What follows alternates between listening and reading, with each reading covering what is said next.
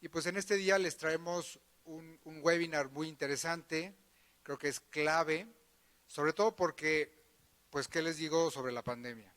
El año pasado, este año, la empresa ha tenido retos muy importantes, retos externos y retos internos.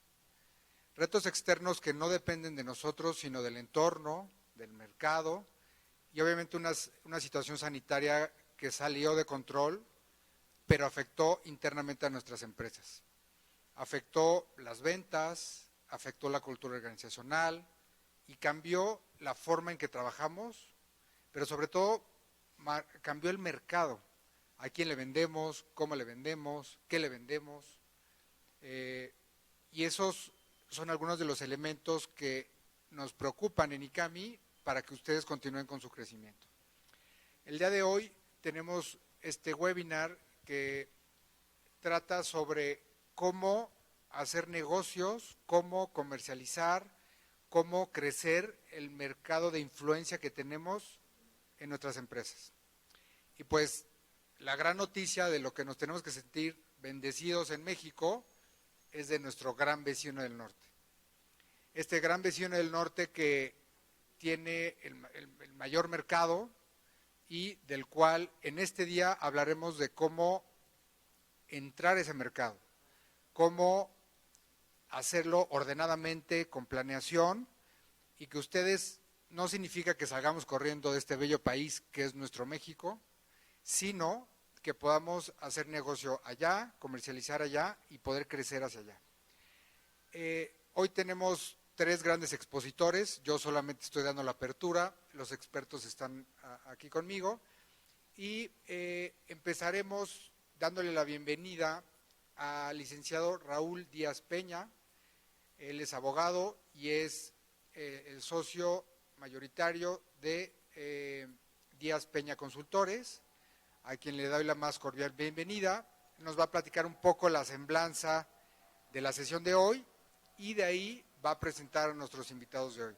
Así es que, pues, Raúl, bienvenido, muchas gracias a esta sesión del ICAMI, a estas grandes aulas y pues gracias por tu tiempo de compartir toda tu experiencia y lo que sabes, y bueno, te doy la más cordial bienvenida. Muchas gracias.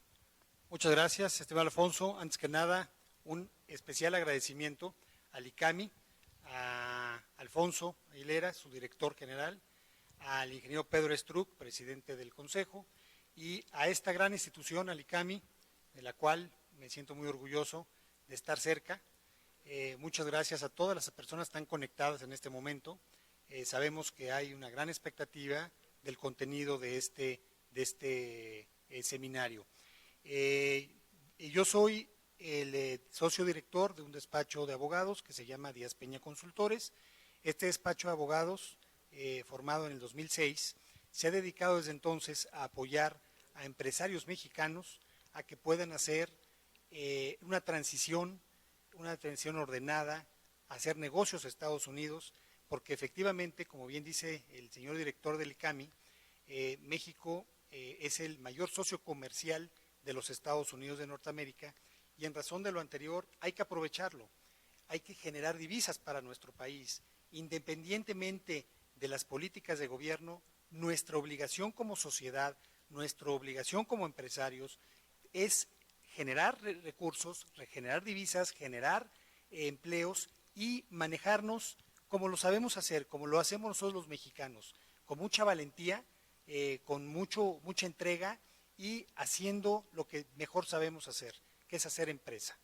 El despacho de abogados, el cual represento, ha ayudado a muchos empresarios con asesoría jurídica corporativa a través de distintos despachos corresponsales en los Estados Unidos. Nosotros remitimos a todos nuestros clientes a un despacho de abogados en materia de inmigración, que ahorita voy a leer un poquito esas credenciales, que es un despacho que tiene 45 años en el medio, que es sumamente respetado, que se llama Foster Global. Tenemos nosotros, lo voy a presentar en un momento más, a uno de los socios mayoritarios, a uno de los socios del despacho, ¿verdad?, que nos hace favor aquí de asistir aquí al ICAMI para poder resolver bueno, primero platicarnos de cómo poder hacer una migración ordenada a los Estados Unidos. Yo voy a quitarle un par de comentarios al licenciado John Mayer, pero resulta que nosotros mexicanos pensamos que con nuestra visa de turista podemos hacer negocio en Estados Unidos. El abogado John Mayer les va a decir que tenemos que ser muy ordenados en ese renglón. Si nosotros queremos, pues aunque se oiga muy feo, pero queremos pasarnos de listos y no decir la verdad, podemos tener consecuencias como la cancelación de la visa de turista o de negocios, que es la que generalmente nosotros estamos utilizando. ¿Cuál es la diferencia en hacer las cosas a la mexicana o hacerlas bien? Vamos a hacerlas bien, no hay que echarnos para adelante y decir no pasa nada. Sí, sí puede pasar si no hacemos las cosas bien. Precisamente para eso está el despacho que yo represento. El despacho que yo represento es precisamente para asesorarlos, para poder manejar los temas fiscales. A todos los mexicanos nos da un poquito de miedo el tema fiscal, no hay que tenerle miedo, simple y sencillamente hay que atenderlo. Y nosotros lo podemos atender a través de corresponsales, abogados fiscalistas, contadores públicos que se encargan de atender a mexicanos, ¿verdad? Empresarios mexicanos que deciden vender en los Estados Unidos. Nos han preguntado mucho, oye, ¿un mexicano puede comprar un seguro de vida, un seguro de médicos en Estados Unidos? La respuesta es claro que sí, ¿verdad? Para eso también la oficina que yo represento puede apoyarlos. Y en general hay una serie de temas, ¿verdad?, que son innumerables, que mi despacho pueda atenderlos. Evidentemente tenemos en la mesa, ¿verdad?, en este evento, al abogado de inmigración, a quien le doy la más cordial bienvenida, al abogado John Mayer. Él es el socio del despacho Foster Global, y pues también nos hace el honor de estar con nosotros al doctor José Antonio Lozano. José Antonio Lozano, voy a leer en un momento más su semblanza, pero pues es una persona que viene junto con John Mayer a engalanar este evento. Antes de pasar ya a que nuestros dos expositores hablen de los temas en los cuales son expertos, vuelvo a dar las gracias, estimado Alfonso, a ti, a ICAMI, por abrirnos las puertas a este evento, y espero que este evento sea de su agrado. Voy a dar la semblanza del doctor José Antonio Lozano. El doctor José Antonio Lozano, desde el mes de noviembre de 2020, es presidente de la Junta de Gobierno de la Universidad Panamericana y del IPADE. El doctor Lozano fue rector general del sistema UP-IPADE, es abogado por la Universidad Panamericana y es doctor en Derecho por la Universidad de Navarra. Es miembro del Sistema Nacional de Investigadores del CONACYT y es egresado del IPADE. El doctor Lozano obtuvo el reconocimiento Lo Mejor de la Abogacía en México 2014. También obtuvo el doctorado honoris causa con el grado académico de número y condecoración del Orden Mexicana de Derecho y la Cultura y la Paz, otorgada por la Academia Mexicana de Derecho Internacional. Fue premio ANADE 2018 y obtuvo la presea Ignacio L. Vallarta en excelencia académica por el Consejo Nacional de la Abogacía. El doctor Lozano colabora semanalmente en el informativo de Joaquín López Dóriga y escribe columnas de opinión para el diario El Universal. Ha colaborado con los periódicos Reforma y Excelsior y tiene una cápsula en el noticiero Los Tiempos de la Radio de Oscar Mario Beteta. Ha escrito decenas de artículos sobre derecho público y gestión para revistas especializadas. Los temas que en este momento el doctor Lozano tocará para este seminario web son los escenarios previsibles en los negocios en México y en el mundo, la sustentabilidad de la empresa frente a la nueva realidad, el nuevo enfoque en los mercados y las oportunidades y la transformación de las empresas y gestión de riesgos.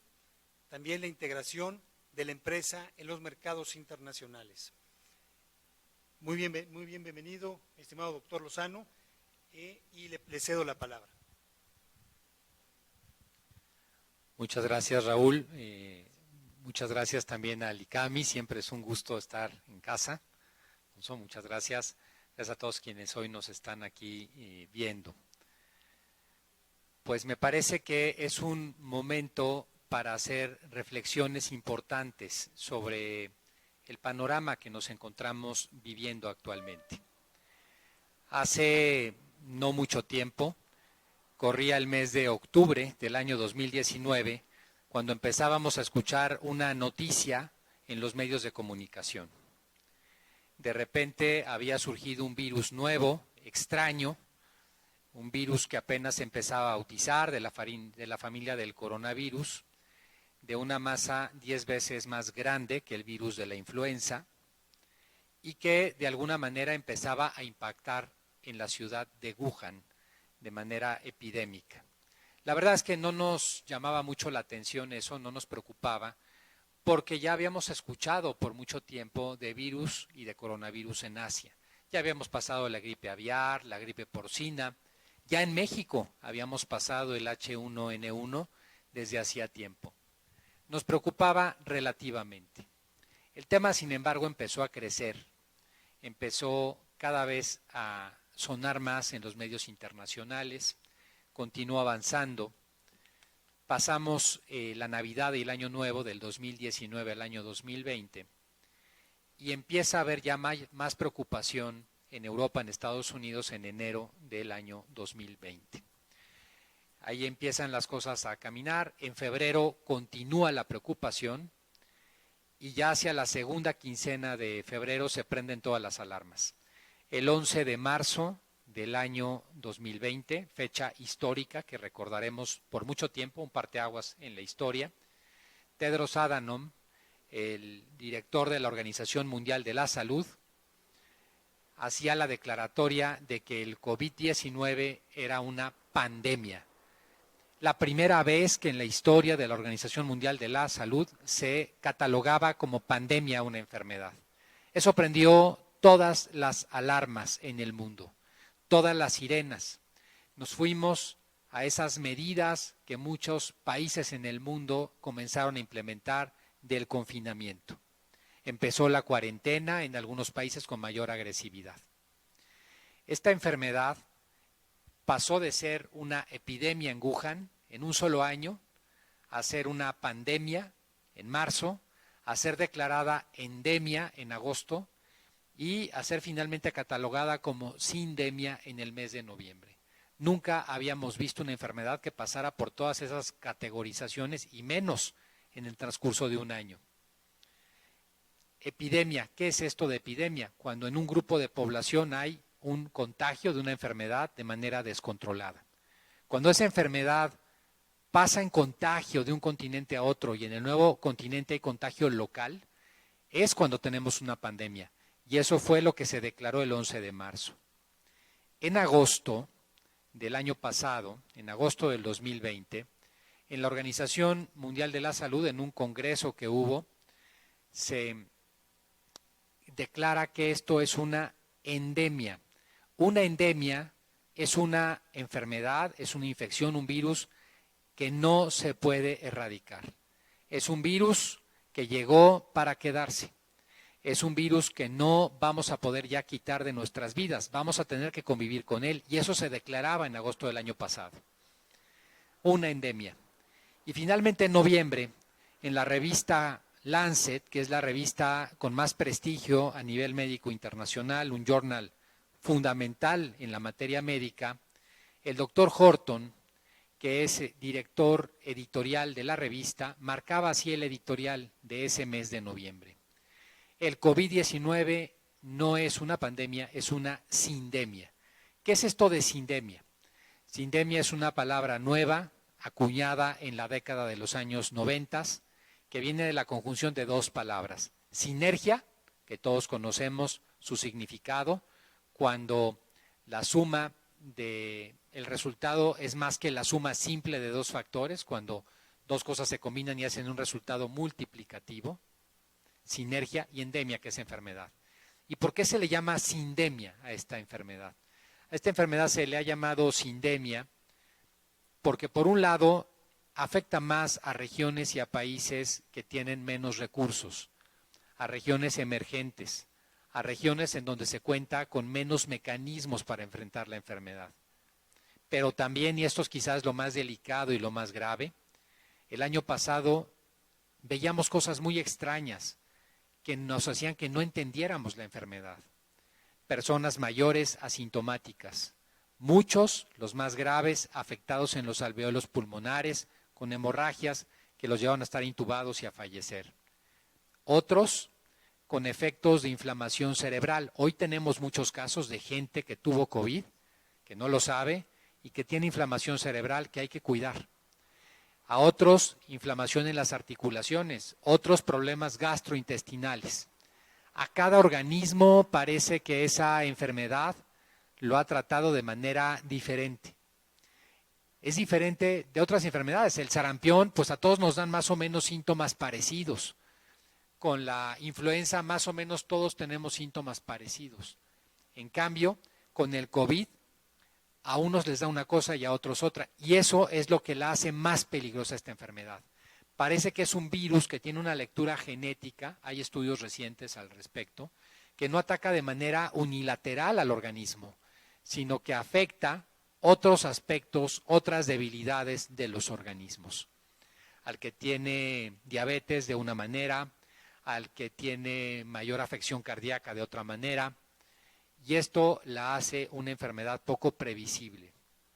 Además de las mutaciones que está teniendo el virus, ya más de 30 en todo el mundo. Esto implicó para el planeta, para todos nosotros, un cambio fundamental. La pandemia COVID-19 nos hizo cambiar a todos en nuestro estilo de vida, nuestra manera de ver el mundo, nuestra manera de concebir el tiempo y el espacio.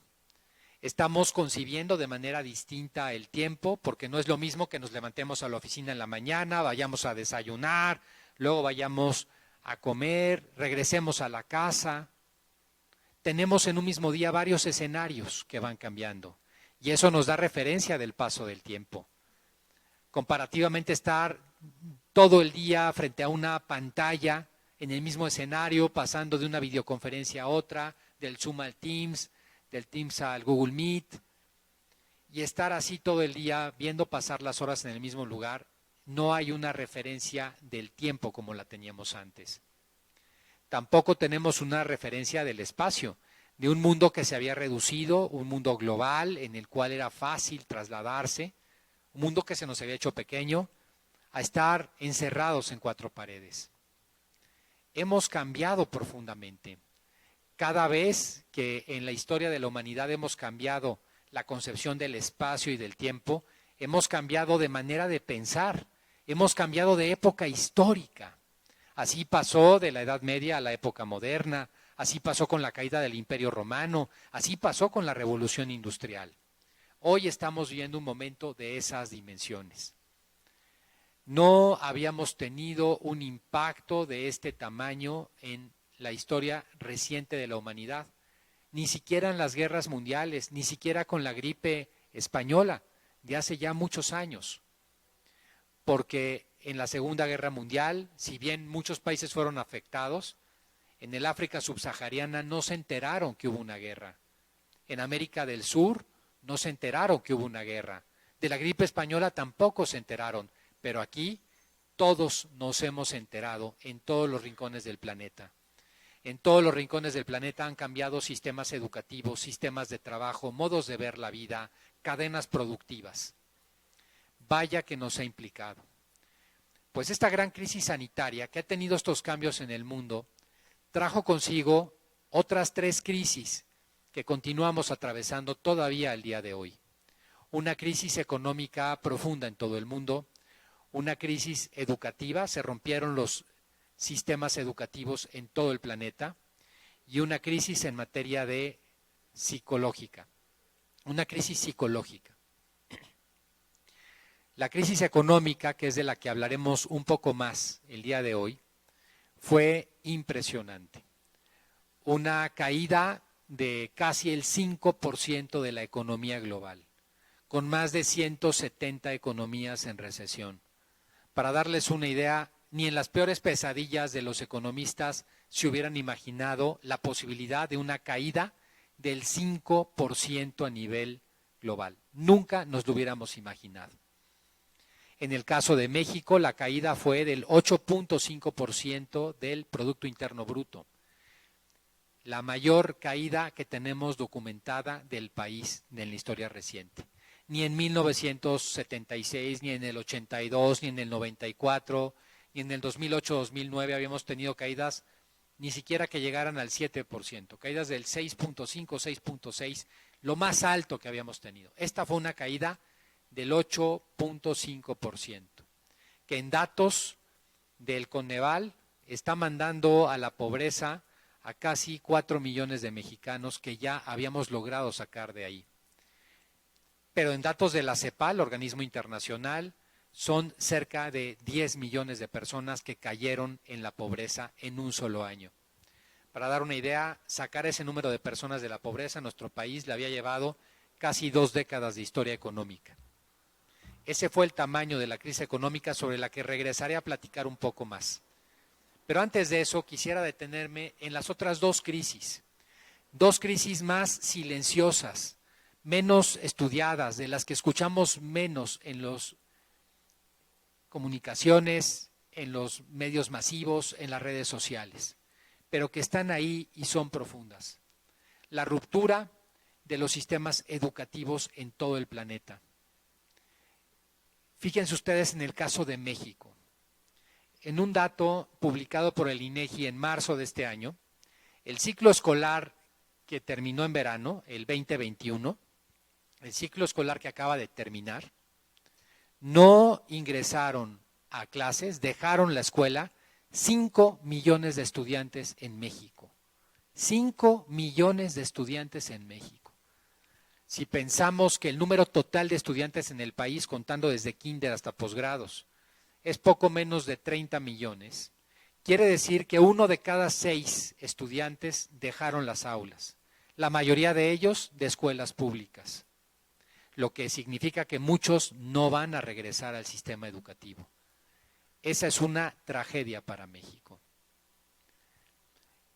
En esa circunstancia, además, tenemos a todos los estudiantes que siguieron tomando clases online. Muchos de esos estudiantes perdieron muchas habilidades de carácter cognitivo, tuvieron retrocesos cognitivos en la atención, por ejemplo, en la memoria de corto plazo, tuvieron retrocesos también de carácter de inteligencia emocional, de socialización. Hoy les está costando mucho a muchos niños regresar a las aulas. En una encuesta que se hizo relativamente reciente con niños de primaria y secundaria en el Valle de México, en la primaria baja, primero cuarto de primaria, la palabra que más estaba y se repetía en estos niños era la palabra miedo. En los niños de cuarto de primaria hacia la secundaria, la palabra que más se repetía era tristeza. Tenemos un problema emocional muy serio ahí. Y luego, también las capacidades físicas. Son niños que no han jugado físicamente, que han estado encerrados las 24 horas. Tenemos, pues, una ruptura en el sistema educativo. Y tenemos también una crisis de orden psicológico. Por el mundo que hemos vivido desde hace bastante tiempo. Este mundo que para muchos intelectuales le han llamado el mundo o el momento VICA, por sus siglas, el momento de más alta volatilidad, incertidumbre, complejidad y ansiedad en la historia. Un momento único en la historia de la humanidad que empieza en la segunda década de 1980, en la segunda mitad de la década de 1980, el momento VICA. Un momento de altísima volatilidad porque ahora resulta que las cosas están y dejan de estar muy pronto. La noticia que era noticia hoy en la mañana ya dejó de serlo. El hashtag que tuvimos en las redes sociales hace una hora ya hoy no es. Un mundo muy volátil. Hoy en las escuelas de negocios hablamos mucho más de adaptabilidad que de planeación a largo plazo. Un mundo de incertidumbre. No sabemos qué va a pasar hacia adelante. No hay pronósticos claros de lo que va a ocurrir hacia adelante. Un mundo de gran complejidad, poco entendible. Y claro, un mundo así, ¿qué producen las personas? Una gran ansiedad. Ya en 2018 se preveía que en economías emergentes la principal causa de discapacidad en el año 2020, para el 2020, o sea, 2 años antes, en 2018, se decía para el 2020, la principal causa de discapacidad laboral van a ser la ansiedad y la depresión. Sin la pandemia, con la pandemia, en un informe publicado por la Organización Mundial de la Salud en octubre del año pasado, exactamente hace un año, se veía que la mitad de la población mundial, la mitad, estaba pasando por procesos de ansiedad y depresión. Esa circunstancia, esas 4 crisis que estamos atravesando, son el gran reto que hoy tiene la humanidad. Hoy tenemos una nueva realidad con una serie de retos que van hacia adelante, que hoy todavía presentan incógnitas, cómo va a ser nuestro modo de vida, cómo va a seguir hacia adelante en un momento determinado la humanidad. De manera muy particular quisiera referirme aquí al momento económico por el que estamos pasando. Después de la caída tan brutal del año pasado y la primera caída que tuvimos del Producto Interno Bruto en el año 2019, llevamos, pues prácticamente juntamos casi un 9% de reducción del Producto Interno Bruto. Poder recuperar eso es todo un reto para nuestro país. El año pasado, cuando caímos a esos niveles, había una discusión muy grande sobre cómo se iba a recuperar la economía. Se hablaba si la recuperación iba a ser a manera de V, íbamos a tener, como había ocurrido en otros momentos en la historia del país, una recuperación rápida, de rebote. Así pasó en 94, así pasó en 2009, 2010. O más bien otros, más pesimistas, decían, oye, va a ser más bien una U. Nos va a costar más la recuperación porque los fundamentales en este momento de la economía, la confianza de la inversión, se ha reducido. Ha caído de manera muy importante la inversión directa, fija en nuestro país. Y eso hace que no haya mecanismos de recuperación económica en el corto plazo. Otros de plano eran muy pesimistas, decían, la economía mexicana se cayó y va a mantenerse abajo como una especie de L mayúscula. Al paso del tiempo, ya con este año de recuperación que llevamos, difícil, muy difícil recuperación en 2021, vemos a la economía mexicana recuperarse a manera de K, de kilo. Mientras unas industrias que están integradas a los mercados internacionales, sobre todo a cadenas en Norteamérica, están recuperándose de manera importante, otras industrias que se han quedado en el mercado doméstico continúan en recesión. Esta divergencia que vemos hoy en nuestro país también se da a nivel de las economías. Si comparamos un ejemplo extremo en América Latina, Brasil y México.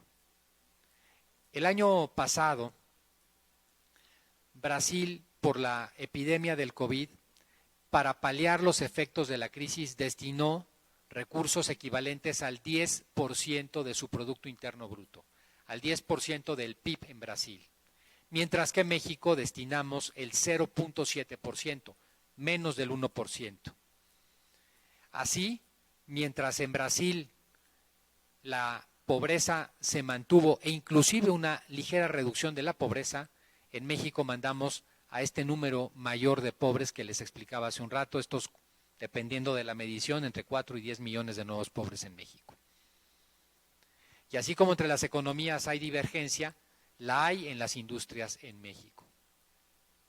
Aquellas industrias que están integradas a los mercados internacionales están teniendo en este momento la posibilidad de salir adelante. La recuperación en México del promedio del PIB está siendo a través de las industrias integradas en el mercado de los Estados Unidos. La administración Biden ha puesto en el torrente circulatorio de la economía norteamericana ingentes recursos fiscales. Un proyecto de recuperación muy grande que hoy está arrastrando a gran parte del mundo en el sentido de la recuperación. Ahora bien, venimos de un mundo difícil. Uno de los efectos que tuvo esta crisis en los sistemas económicos, en las economías, fue la ruptura de las cadenas de abasto. Hoy estamos viendo cómo empresas que empezaron, industrias que empezaron a despegar, como el caso de la automotriz, hoy están teniendo que cerrar sus plantas por falta de chips.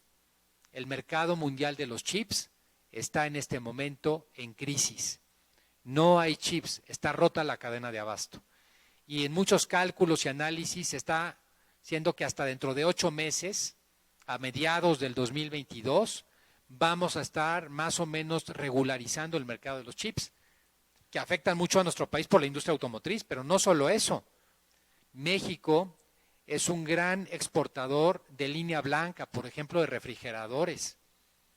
Está también parada la producción de línea blanca.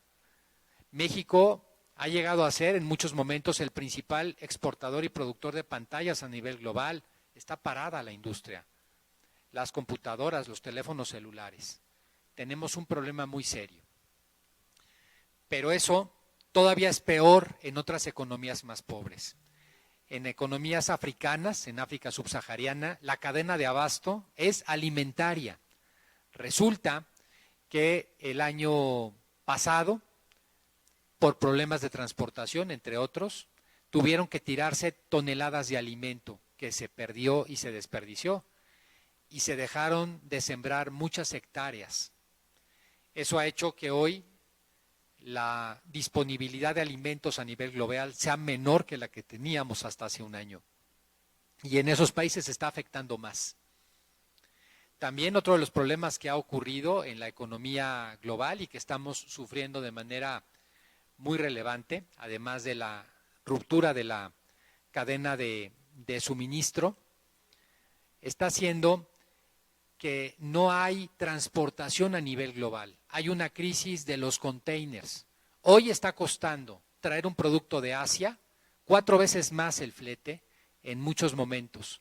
Están varados barcos enteros en puertos asiáticos, en la costa china, en la costa japonesa, en Singapur, que no tienen el espacio de container para poner los productos. El problema no es que no haya los containers, es que se rompió la cadena de tiempos. Hay muchos containers que están vacíos en tierra, pero están los barcos llenos y hay barcos vacíos que no pueden entrar porque están cargando en puerto. Estas crisis hoy están afectando el comercio global y por eso los precios de las materias primas se están incrementando. Ante este panorama, ¿cómo podemos hoy ver la economía mexicana? Pues el gran motor de la economía mexicana está siendo la economía de los Estados Unidos, la economía norteamericana que está jalando para arriba la economía mexicana por estas cadenas de suministro. Esta posibilidad que ha tenido la economía mexicana se debe a que en 1994 firmamos el Tratado de Libre Comercio. Fíjense ustedes, en ese año, en 1994, el valor del comercio bilateral entre los dos países era de $100 millones diarios. Es muchísimo. $100 millones al día en el año 94. Al año 2021, esos $100 millones diarios se han convertido en más de 1.700 millones diarios. O sea que se ha multiplicado por más de 17 veces el comercio. En el año 94 y antes, en los años 80, las exportaciones de hidrocarburos eran la principal fuente de captación de divisas para México. Llegó a ser hasta niveles cercanos al 90%, 85%. Hoy está en niveles del 5%, 6%. Si hoy se cae el precio del barril de petróleo, a la economía mexicana no le pasa nada. Le pasa a las finanzas públicas, que 1/3, 1 de cada 3 pesos, ahora 1 de cada 4, ya cambió un poquito, 1 de cada 4 pesos de captación fiscal, dependen del precio del barril de petróleo, pero no le pasa a la economía. ¿Cómo podemos como empresarios entonces comprender y adaptarnos a este mundo en esta circunstancia? Pues lo primero que tenemos que hacer es practicar en nosotros mismos, como lo hemos hecho en muchos momentos de la historia de nuestro país, la resiliencia, Esa palabra que ahora se usa tanto y que implica de alguna manera la resistencia que tenemos y que debemos de tener frente a las adversidades. Hay una palabra todavía más bonita y más completa que se usa poco y que es de la lengua española, está en el diccionario de la Real Academia, que es la longanimidad, que no solamente es el soportar los problemas, sino además tener el señorío de crecer en esos problemas. Qué importante hoy practicar y ser cada vez más longánimes, que así se llama a los que practican la virtud de la longanimidad. Tenemos que adaptarnos a las circunstancias, reinventarnos. Y para eso, de alguna manera, lo que debemos de hacer es ver cómo nos integramos a mercados en el extranjero y concretamente en los Estados Unidos. Cómo podemos al día de hoy integrarnos a la economía norteamericana. Hace años pensábamos que necesitábamos tener una gran infraestructura, que solamente se podían integrar a las cadenas de suministro de Norteamérica, las grandes empresas o los que se dedicaban exclusivamente a la exportación de bienes. Hoy no es así. Hoy existen cantidad enorme de herramientas para que las micro, pequeñas y medianas empresas puedan participar en el mercado norteamericano. Hay muchas posibilidades y muchos mares azules ahora abiertos. ¿Qué panorama nos espera los próximos 3 o 4 años en la economía mexicana? Nos espera un panorama de un crecimiento estable, pero un crecimiento bajo, porque no ha habido inversión desde hace 3 años a la fecha prácticamente. Se ha caído la inversión y cuando no hay inversión, no hay los mecanismos de crecimiento de la economía. En donde vamos a tener mayores oportunidades es en esos mercados que podemos empezar a explorar.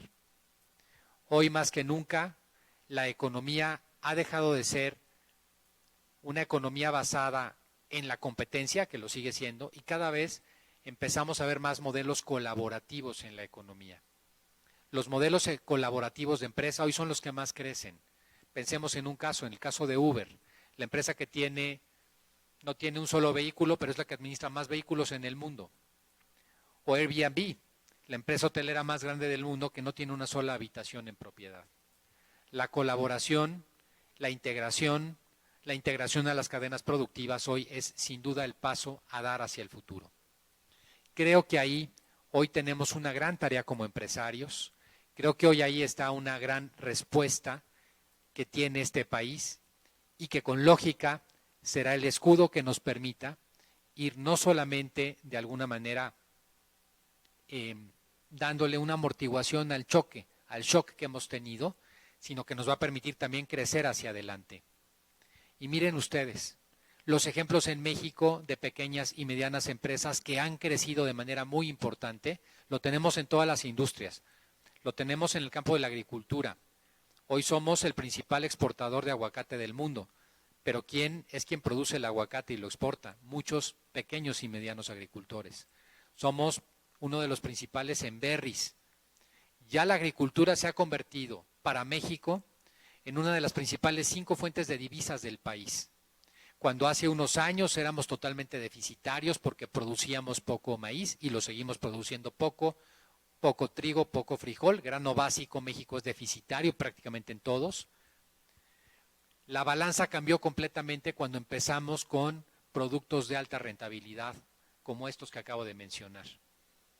Simplemente una hectárea de maíz produce una unidad, una hectárea de aguacate produce 4 veces más rentabilidad, una de berries 8 veces más rentabilidad. ¿Cómo estamos comprando el maíz en México? Pues con lo que nos pagan por los otros cultivos y además nos sobra. Si pequeños agricultores están pudiendo integrarse al mercado, si pequeños productores en muchas áreas de la industria, quiere decir que nosotros también podemos hacerlo. Y creo que hoy tenemos que empezar a pensar en esa diversificación. En la medida en que nuestras empresas se fortalezcan y crezcan en mercados externos, lo que estamos consiguiendo es fortalecer a nuestro país, fortalecer a México, que creo que hoy es la tarea que todos tenemos. Muchísimas gracias. Estimado doctor Lozano, la verdad es que con esta explicación nos refuerza la idea de que tenemos que voltear a ver a los Estados Unidos, que hacer negocios en los Estados Unidos, que hacer negocios ordenados en los Estados Unidos, empezando por la parte migratoria, la parte fiscal, la parte corporativa, evidentemente la parte de seguros, en los cuales yo los puedo apoyar, excepto en la parte migratoria, que aquí le doy paso a un verdadero experto en la materia. Les quiero platicar que el despacho Foster Global tiene 45 años en el medio migratorio en los Estados Unidos. Es referente en esta materia y está tasado como el mejor bufete de abogados nivel 1 por el US News and World Report y Best Lawyers. Los abogados de Foster son reconocidos como líderes de opinión y respetados en el campo de la inmigración corporativa por Chambers, por Texas Super Lawyers, por Best Lawyers y por la revista Who is Who. Tenemos aquí en el ICAMI al abogado de inmigración John Mayer, quien se graduó con honores de la Facultad de Derecho Thomas M. Cooley y recibió su título universitario de la Universidad Estatal de Michigan. John ejerce desde hace más de 30 años como abogado migratorio. Está certificado por la Junta de Derecho de Inmigración y Nacionalidad y por la Junta de Especialización Legal de Texas.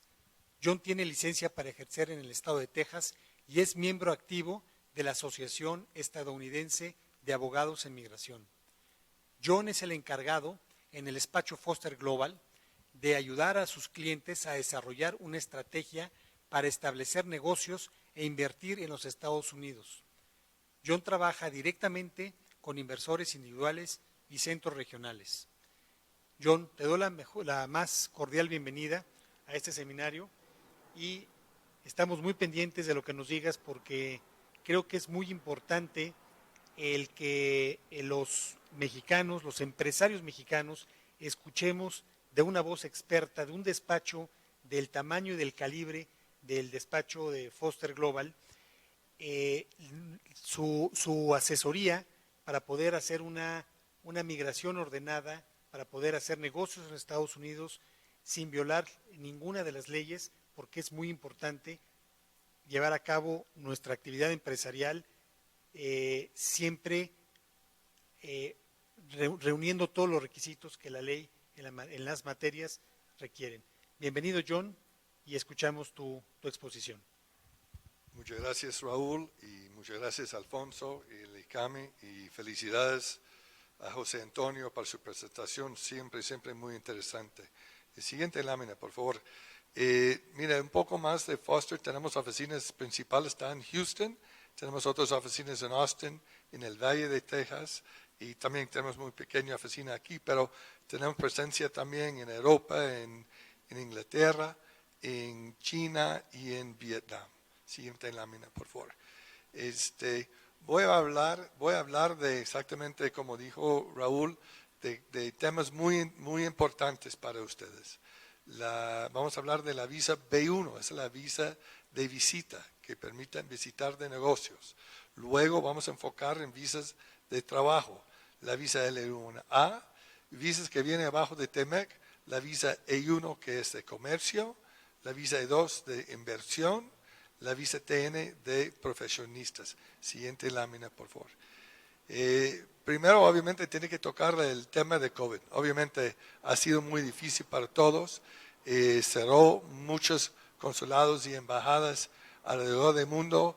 El cifra son 65% ha sido cerrados. Afortunadamente, aquí en México están abiertos, no de 100%, pero están abiertos. Las fronteras, México, los Estados Unidos, han sido cerrados, pero ya están abriendo el 8 de noviembre y además, 8 de noviembre y adelante, no tienen que tener la prueba de COVID para entrar a los Estados Unidos, pero tienen que probar que tienen la vacuna y una vacuna aceptable a los Estados Unidos. Entonces, los Estados Unidos están abriendo a todo mundo, por lo menos gente que tiene la vacuna. La visa B1, como ustedes conocen, es la visa que tramita aquí en la embajada o en cualquier consulado, y la idea de la visa B1 es que para visitar de negocios. La visa B2, que también parte de la misma visa, es visitante de turismo. Si no recuerda nada más de mi presentación, por favor, siempre usa cuando entre a los Estados Unidos que están de visita. B1 de negocios o B2 de turismo. Hay mucha gente que llega a los Estados Unidos y dicen que vengo de trabajo. Ok, claro, entiendo que está trabajando representando su empresa de México en los Estados Unidos, pero desafortunadamente los oficiales cuando escuchen que quieren trabajar en los Estados Unidos no entienden bien, entonces tienen que usar la idea de visitar. También, ¿qué pueden hacer con la visita de negocio? La visita puede ser abrir negocio, su propia empresa. Pueden visitar a mí, su fiscalista, su abogado cooperativo. Pueden comprar una casa. Lo que no pueden hacer es, no pueden trabajar, obviamente, no pueden meter sus hijos a la escuela. Es un gran error de meter sus hijos a la escuela y eso puede resultar que pierde siempre su visa. ¿Okay? Pero la visa de visita permite visitar representando su empresa mexicana. Lo que tiene que hacer es cuando llega al punto que esta empresa que ya están abierto, que van a empezar a representar y trabajar con esta empresa, buscar una visa no migrante que permite trabajar. La primera que lo voy a tocar es la visa L1. La visa L1 permite a ejecutivos y gerentes que trabajan con una empresa aquí en México por lo menos un año de los 3 años pasados, se pueden transferirse a trabajar en los Estados Unidos. Siguiente lámina, por favor. En los Estados Unidos, lo que tiene que hacer es abrir la empresa. La empresa en los Estados Unidos es el vehículo que solicita la visa de parte de ustedes, ¿verdad? La empresa de los Estados Unidos tiene que tener una relación cooperativa con la empresa mexicana. Puede ser matriz o filial, puede ser el mismo grupo de dueños, pero tiene que ser como espejo exactamente porcentajes. O puede ser un dueño que es 51% o más el dueño de las dos empresas. Pero la empresa en los Estados Unidos no tiene que tener comercio, ni clientes, ni operaciones, ni inversiones, pero lo que tiene que tener es la empresa, alquiler de la oficina, un contrato de rendimiento de la oficina de 1 año, tiene que tener un plan de negocios y tiene que tener cuenta bancaria con dinero en la cuenta. Esos son para poder calificar por la visa L1 de 1 año basado en una nueva empresa. Después del año, ¿qué pueden hacer para extender la visa? El análisis empieza con la empresa mexicana, tiene que ser operando, entonces no puede cerrar la empresa en México. La empresa de los Estados Unidos tiene que tener operaciones, facturación, compras, cuentas anuales, pero lo más importante y el enfoque de la visa L1 es empleados. Las personas que califican para la transferencia son ejecutivos que supervisan gerentes. Entonces, si usted trabaja como ejecutivo, hay que tener empleados después del primer año en la empresa de los Estados Unidos y tal vez 6 o 7 empleados y un gerente adentro de este grupo. Pero, ¿qué pasa si su negocio no van a crecer suficientemente rápido para calificar por la extensión de la visa L1? Podemos cambiar a otra opción, la visa E1, por ejemplo, que viene abajo de Tratado de Libre Comercio. Y me imagino que ustedes saben, como dijo José Antonio, que tenemos desde 94 el tratado entre México, los Estados Unidos y Canadá. Pero me imagino que ustedes no saben que existen visas. Estas visas son muy, muy importantes para ustedes. El enfoque de la visa E1 es el comercio entre los Estados Unidos y México. Entonces, la empresa de los Estados Unidos es el vehículo que tramita la visa y el comercio tiene que pasar a través de esta empresa. Lo que tiene que tener es compra de material o fabricado en los Estados Unidos que pasa a través de la empresa y lo venden a México. O compra materiales, como dijo José Antonio, puede ser fruta, los berries, aguacates o otros productos mexicanos y que lo venden a sus clientes a través de la empresa de los Estados Unidos en los Estados Unidos. El comercio sustancial tiene que ser alrededor de $400 a $500,000 en un año, $30 a $35,000 al mes. El importante de la visa E1 nada más tiene que tener, o pueden tener nada más un empleado, el ejecutivo o gerente que lo van a mandar a trabajar en los Estados Unidos. No requiere otros empleados. Entonces puede ser muy eficiente. Pero ¿qué pasa si su negocio en los Estados Unidos no es de comercio? No hay problema. Tenemos la opción de la visa E2, que es basado en inversión.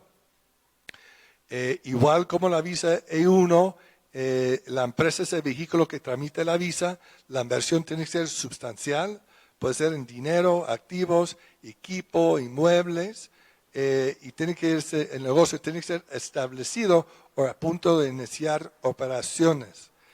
La idea es el dinero tiene que estar gastado, la inversión gastado, y tiene que tener riesgo. El riesgo es que pueden perder el dinero si no funciona la empresa.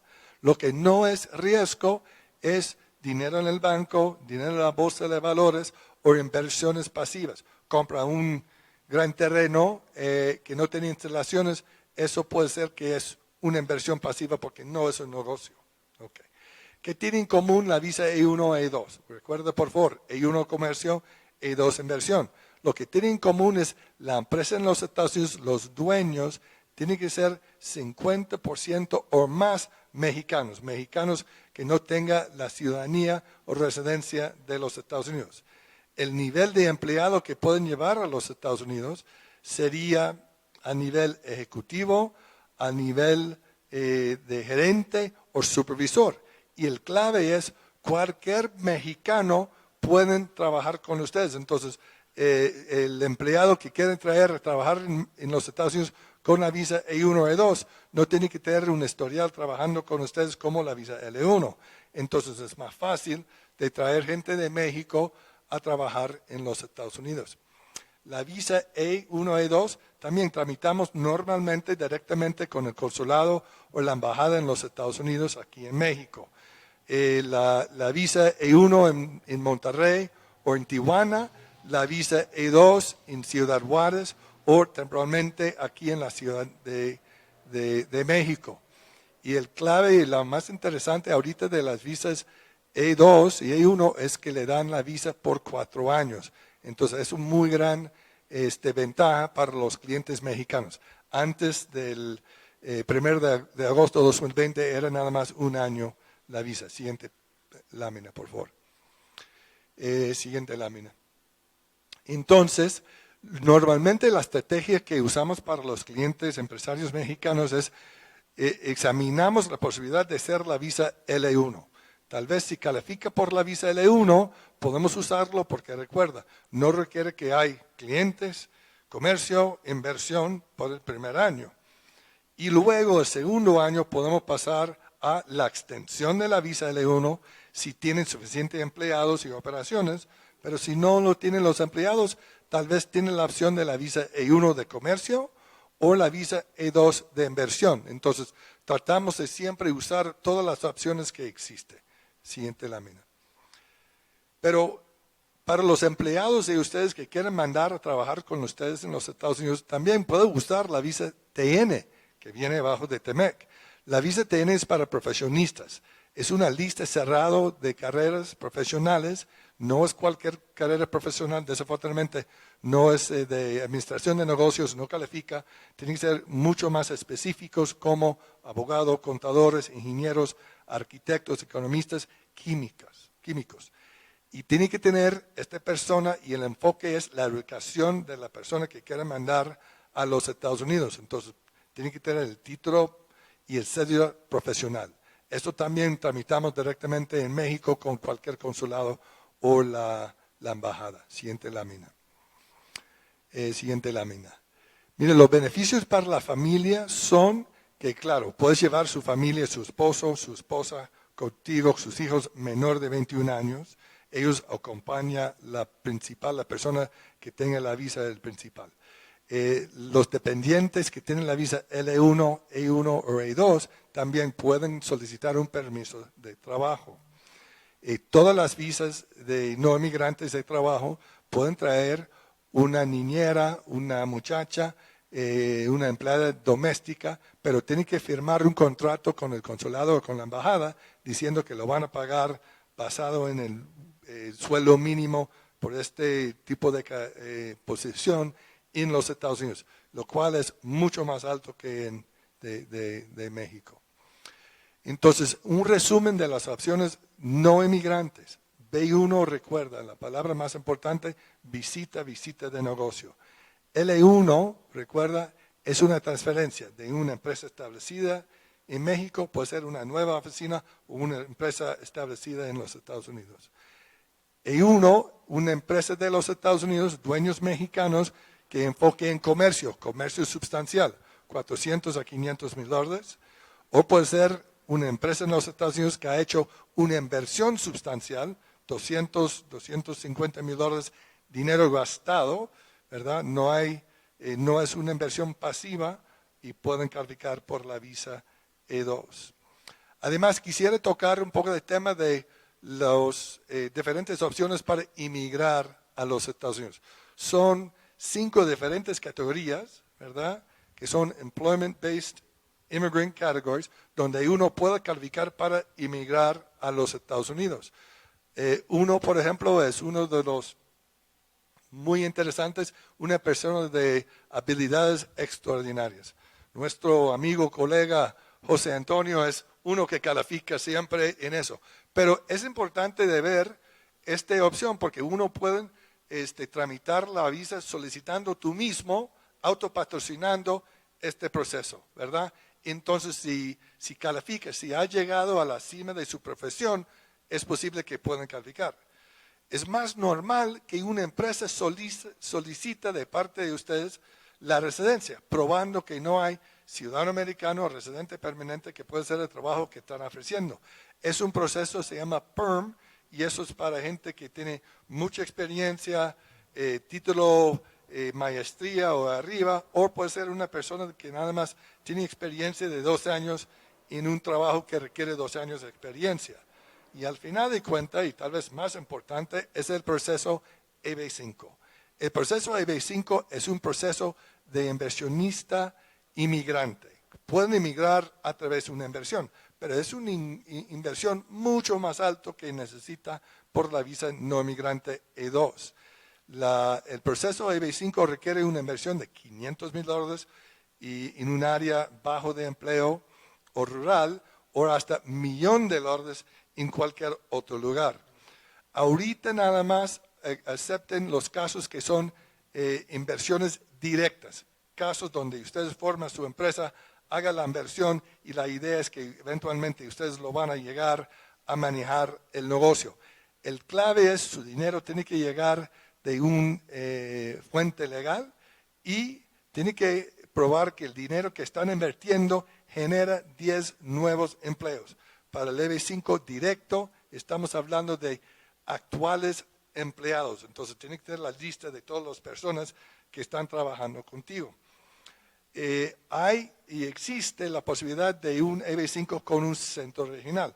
Por el momento está en pausa, estamos esperando que el Congreso renueva las reglas de esta opción, ¿verdad? Pero esa es la opción que ha sido lo más popular y tiene mucho éxito también. Y la diferencia es que los montos ahorita son los mismos, 500 para área de bajo de empleo o rural, o $1,000,000 en cualquier otro lugar. Pero la diferencia es que cómo cuentan el empleo nuevo que tiene que crear con su inversión. Cuenta empleados indirectos, entonces no tiene que tener actualmente 10 personas, pero tiene que tener un estudio económico que prueba que el dinero que gastaste en su empresa genera empleo indirecta. ¿Okay? Cualquier cosa, cualquier duda que tienen sobre el tema migratorio, por favor, déjenme saber y con mucho gusto podemos hablar mucho más en detalle. Muchas gracias de nuevo, Alfonso, Raúl y José Antonio. Muchas gracias, estimado John. Muchas gracias. Me voy a permitir dar tu correo electrónico, John, jmeyer@fosterglobal.com, para que le puedan escribir y con la finalidad de, si tiene alguna duda, escríbanle por favor. Y me voy a permitir hacer algo, John, si te buscan para alguna asesoría personal, te quisiera pedir si podrías a las personas que se conectaron el día de hoy del ICAMI dar una consulta de 30 minutos, ¿verdad? Gratuita. Con mucho gusto sí podemos hacerlo. Muchas gracias, Y John. vamos a pedir la lista de ICAMI para que no se metan sus primos y sus, No, te sus prometo, amigos y todo eso. te prometo que no se van a meter y desde luego las personas del ICAMI, bienvenidas y aprovechen por favor que John está ofreciendo esta consulta. Para los temas de vehículos, de inversión E2 y EB5, como bien ya explicó John, estas dos tipos, la primera es una visa E2, que es una visa de no inmigrante, el vehículo de inversión, yo los puedo ayudar, mi oficina los puede ayudar, y para el proceso migratorio EB5, evidentemente también los podemos ayudar tan pronto se reactive este programa. Hay dos preguntas, bueno, por obvio de tiempo voy a hacer dos preguntas nada más, o tres. La primera de ellas es para el doctor José Antonio Lozano.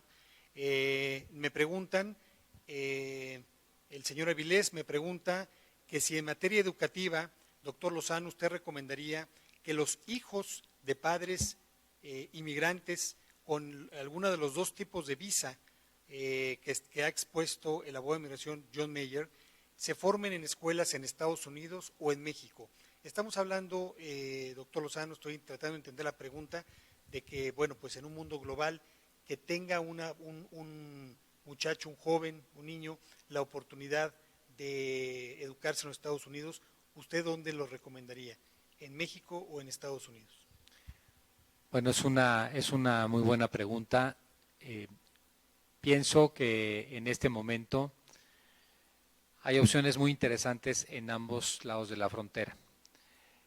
Creo que los Estados Unidos tiene también en este momento un sistema educativo general más desarrollado para niños y jóvenes que el que tenemos en nuestro país.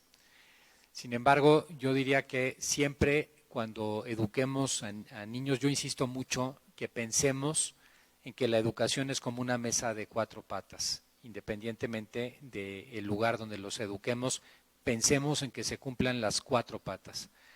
Cuando una mesa se le cae una pata, la mesa se cae. Cuando una pata es un poquito más grande en esa mesa, la mesa no sirve para su función, está totalmente desequilibrada. ¿Y cuáles son esas cuatro patas? La primera, los conocimientos. Obviamente hay que buscar una escuela con buenos sistemas pedagógicos que logren transmitir ese conocimiento a los alumnos y que de alguna manera los tengan. Eso lo encontramos en los dos lados de la frontera bastante bien. En algunos casos no se hace del todo bien porque la transmisión del conocimiento también supone un sentido lógico que a veces no transmitimos adecuadamente. Una segunda pata de la mesa muy importante, y a veces eso no lo tenemos en parte de las escuelas mexicanas, es a los jóvenes, a los educandos, las soft skills, como se llaman en Estados Unidos, o competencias.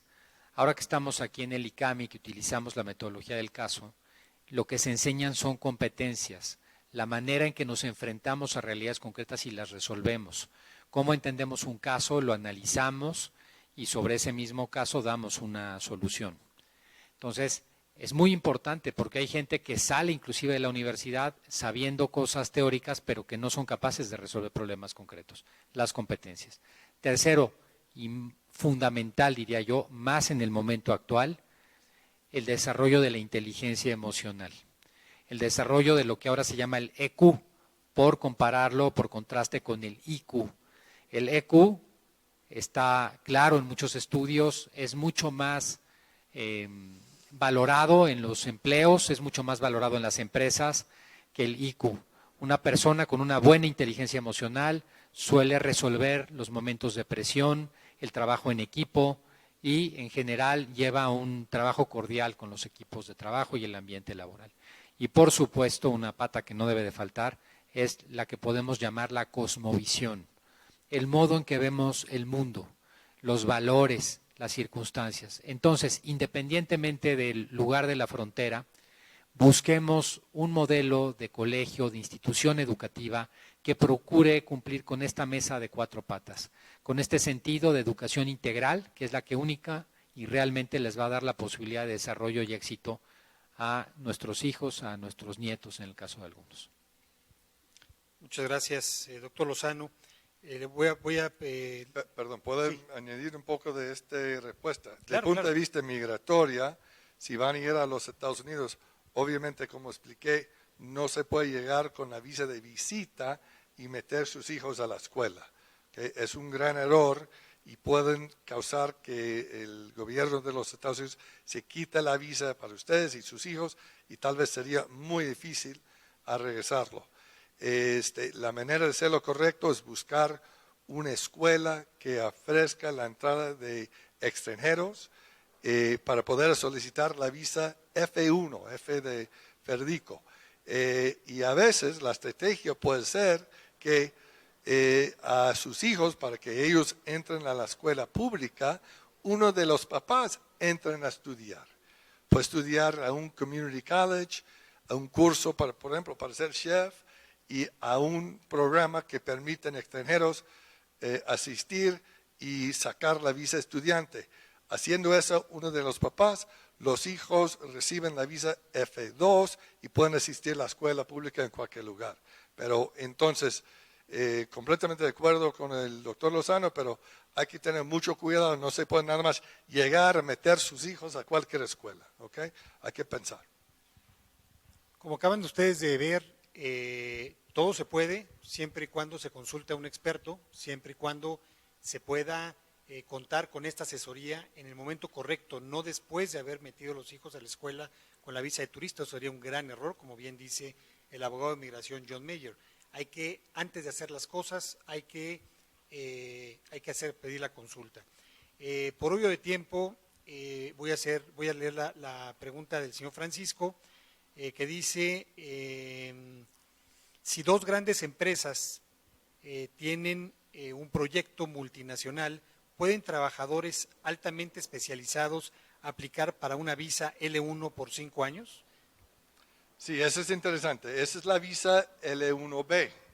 La visa L1B es para gente con conocimiento especializado.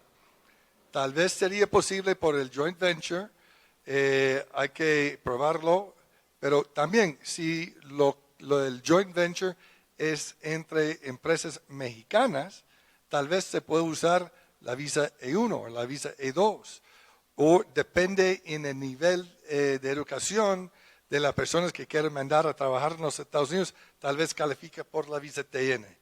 Entonces, sería bueno que Francisco me mande el correo y podemos hacer un video llamada para tratar de aterrizar un poco más detalle y el perfil de la persona que quiere mandar a los Estados Unidos y para evaluar la posibilidad de todas las opciones que existen. Muchas gracias, John. Por obvio de tiempo, les voy a dar mi correo electrónico con la finalidad de que nos escriban. Mi correo electrónico es raulfdiazp@dpcsc.mx o en la página de aquí del despacho, de Díaz Peña Consultores. Ahí les podemos, con mucho gusto escríbanos y con mucho gusto les contestaremos todas las preguntas. Yo nada más, no me resta más que agradecer a todas las personas que se conectaron el día de hoy. Evidentemente agradecer al ICAMI, a su director, esta invitación que nos hace favor de dar para podernos conectar con toda su audiencia, al doctor José Antonio Lozano, muchas gracias, estimado José Antonio, al abogado de inmigración John Mayer y a todos y cada una de las personas que se conectaron con nosotros el día de hoy para escuchar estos temas que son realmente importantes en la formación del empresario. Le paso el micrófono a nuestro amigo Alfonso, director general del ICAMI. Muchas gracias, Raúl. Pues les agradezco a todos su presencia en esta conferencia webinar, en este seminario. Y como saben, para ICAMI es muy importante este crecimiento empresarial de sus empresas. Creo que esta plática refuerza mucho tres temas. En primer lugar, la visión de la organización.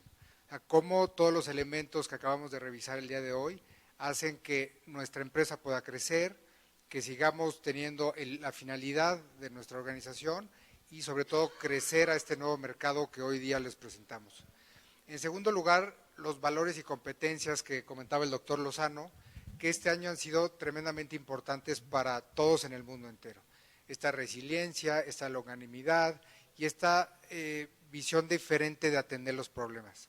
En ICAMI, como saben, esta metodología que utilizamos hace que las personas podamos atender y resolver lo que venga. Yo el año pasado le decía a los participantes en ICAMI, estamos teniendo maestría y doctorado todas las personas que trabajamos porque esta pandemia está exigiendo lo mejor de nosotros y no solamente en temas empresariales y en estrategias, sino en competencias y en virtudes personales. Y, en fin, y como último punto, pues el crecimiento económico de sus empresas. Este seminario estará grabado y disponible para ustedes, para sus conocidos y amigos y las personas dentro de su organización, en nuestra página del ICAMI, en la página de YouTube, en la página de Facebook de ICAMI, donde podrán reproducir y compartir este seminario el día de hoy. También agradecer, obviamente, pues al doctor Lozano su presencia, su conocimiento, que es un acto de generosidad el estar el día de hoy con nosotros, a John Mayer y su despacho en Estados Unidos, que es muy particular en los temas que acabo de comunicar, y obviamente a Raúl Díaz Peña, que a través de su despacho también hizo posible este seminario en ICAMI. Les agradezco mucho su presencia, estamos para servirles en ICAMI en estos últimos 3 meses que faltan del año para programas particulares que tenemos y también para el próximo año. Por último, comentar que los correos que mencionó Raúl estarán disponibles en las mismas ligas, en la página de Facebook y en la liga de YouTube. Así es que, pues muchas gracias por estar aquí y muy buenas tardes a todos. Muchas gracias, Alfonso. Y nada más, terminando este seminario, va a aparecer el correo tanto de un servidor como de John para en la pantalla si le quieren tomar fotografía, ¿verdad? Ahí aparecerá, el mío es raulfdiazp@dpcsc.mx, pero aparecerá ahorita en el recuadro cuando nosotros salgamos. Muchísimas gracias a todos, Alfonso, José Antonio, John, muchas gracias a todos ustedes también.